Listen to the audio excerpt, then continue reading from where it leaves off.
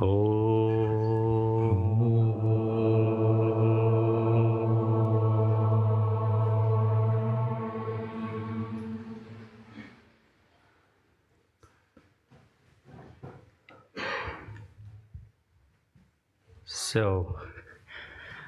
I'm here to talk about Bhagavad Gita. Ich bin hier, um über die Bhagavad Gita zu sprechen. And today we only discuss just 3 shlokas. Wir haben heute 3 Shlokas gemacht. And I start with the prayer for Bhagavad Gita, which is written by Adi Shankaracharya. Ich habe mit dem Gebet für die Gita, welches von Shankaracharya gesprochen wird, begonnen. Parthaya pratibodhitam bhagavata narayanena swayam vyasena grathitam purana munina madhye mahabharatam Advaitamrutavarshiniim bhagavatim ashtadasadhyayiniim ambatva manusandadami bhagavad-gite bhavadveshini. So the meaning of this shloka is that Bhagavad Gita is directly told by Narayana himself to the dearest disciple and friend Arjuna. Also die Bedeutung dieses Shloka ist, dass das direkt von Narayana selbst für Arjuna geschrieben wurde. And this was documented by Maharshi Vyasa during the middle of Kurukshetra war. Und das wurde aufgeschrieben von Naravyasa in der Mitte des Krieges. And this is in Mahabharata. Und das ist in der Mahabharata. And this Bhagavad Gita has 18 chapters. Die Bhagavad Gita hat 18 Kapitel. Which gives the divine wisdom. Und da geht es um die göttliche Weisheit. And today we discuss just 3 shlokas out of it. Und heute haben wir nur 3 Shlokas von ihr, über 3 Shlokas gesprochen. By the way, there are 700 shlokas put together in Bhagavad Gita. Also es sind nebenbei gesagt 700 Shlokas, die zusammengefügt sind in der Bhagavad Gita. Dhyayate vishayan pumsah Sangasteshopajayate Sangat sanjayate kamaha Kamat krodho bijayate. By contemplating on material aspects, the desire in us comes out that we want to have them for ourselves.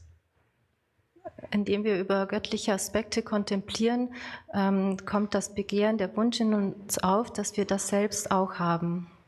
And so, before we get into deeper meaning of the shloka, we need to understand some aspects about this very body. Und bevor wir zur tieferen Bedeutung der Shlokas kommen, müssen wir einige Aspekte unseres Körpers verstehen. So we have 5 indriyas, the eyes, the tongue, which gives us the taste, the ears that we listen, and the skin that has the touch, and the smell. So these are the 5 indriyas. Wir haben ja die 5 Indriyas, die Augen, die Nase, die Zunge, die Ohren und die Haut. And whatever gives a feeling of happiness or pain through these indriyas, those are called sense objects. Und alles, was wir an Schmerz oder Freude erfahren, durch diese Indriyas, nennen wir Sinnesobjekte. And when we sense something that is nice, for example, a nice car, so the indriya, which is the eye, looks at the car and gives the signal to the buddhi. Und wenn wir etwas durch also das Auge sehen, durch dieses Indriya, etwas Schönes wie ein Auto zum Beispiel, dann kommt das in uns hinein zum Buddhi. And Buddhi recognizes what it is and tells that is a car. Und Buddhi erkennt das, was es ist, und sagt, das ist ein Auto. And then that signal goes to the Manas. And Manas feels for it. Wow, what a nice car. Und dann geht dieses Signal zum Manas und Manas fühlt das und sagt, wow, was für ein schönes Auto. And so, through these 5 senses, whatever we see and contemplate and keep on thinking more and more and more, that starts influencing through Buddhi the very Manas. Und all das, was wir durch diese 5 Sinne wahrnehmen und das zum Buddhi kommt, das kommt dann zum Manas und das beeinflusst uns. And in Bhagavad Gita, we have 2 ways of life that a human being can lead. Und in der Bhagavad Gita haben wir 2 Arten von Leben, die ein Mensch führen kann. One way is to enjoy these senses to the fullest. Der eine Weg ist, die Sinne vollkommen auszukosten. Without any limits, without any control, without any conditions. Ohne Begrenzung, ohne Kontrolle, ohne Schüchternheit da. The other way is to rationally enjoy these senses with control on them. Und der andere Weg ist, diese Sinne rational zu genießen, indem wir sie auch kontrollieren. And so the shloka dhyayate vishayan pumsaha, which means the more we contemplate on these material aspects, that generates a kind of desire to have them for ourselves. Und dieser Shloka bedeutet, je mehr wir über diese materiellen Sachen kontemplieren, desto mehr wollen wir sie auch für uns selbst haben. And from that desire, for example, the desire is met, it is satisfied, you want more. And that is met, you want even more. Und wenn dieses Begehren erfüllt wird, dann willst du mehr davon haben. Und wenn das erfüllt wird, dann willst du noch mehr davon haben. At some point, your desires are not met. Und an irgendeinem Punkt werden deine Begehren nicht erfüllt. And then comes anger. Und dann kommt Ärger.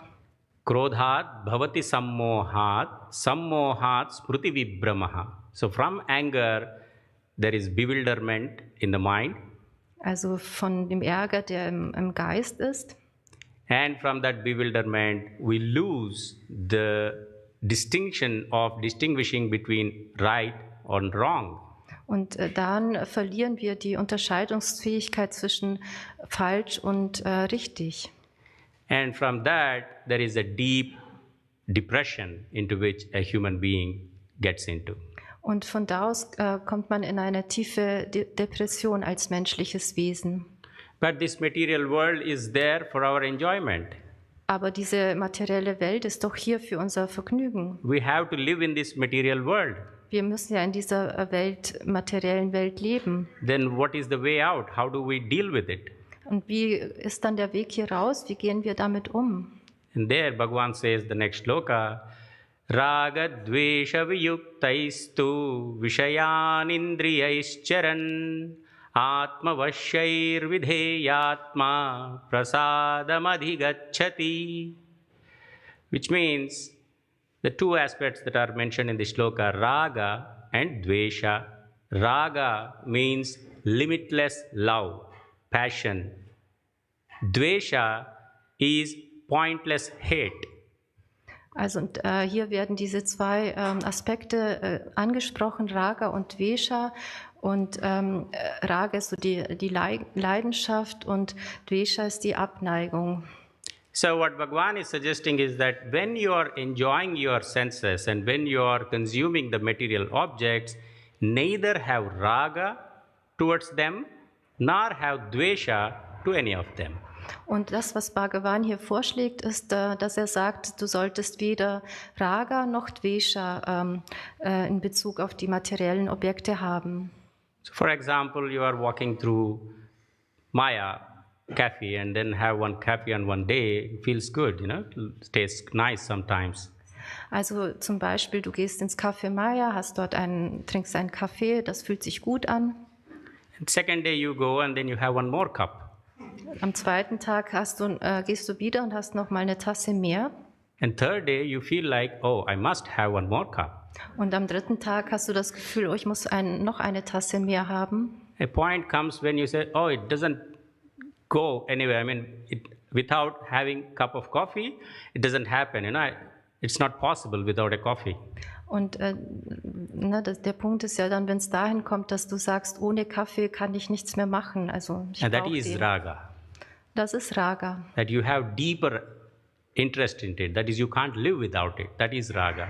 Also, dass du ein tieferes Interesse daran hast und ohne es nicht leben kannst. Das ist Raga. And Bhagavan is saying not to have that. Today there is coffee, no problem. Tomorrow chocolate, no problem. Bhagavan sagt, das solltest du nicht haben. Heute Kaffee, kein Problem. Morgen Schokolade, kein Problem. So deal with the material objects in this material world without any passion, that is raga or dvesha, and thereby you will have this manas under the control of Atma rather than Buddhi.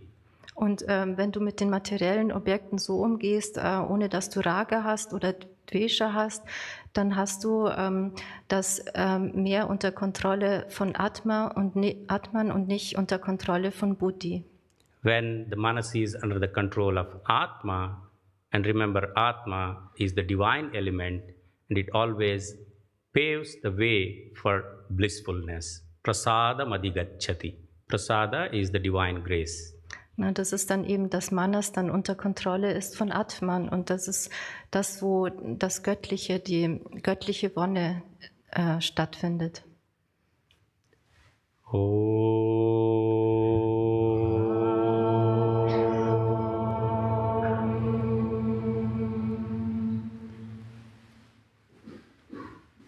Thank you, Gopi.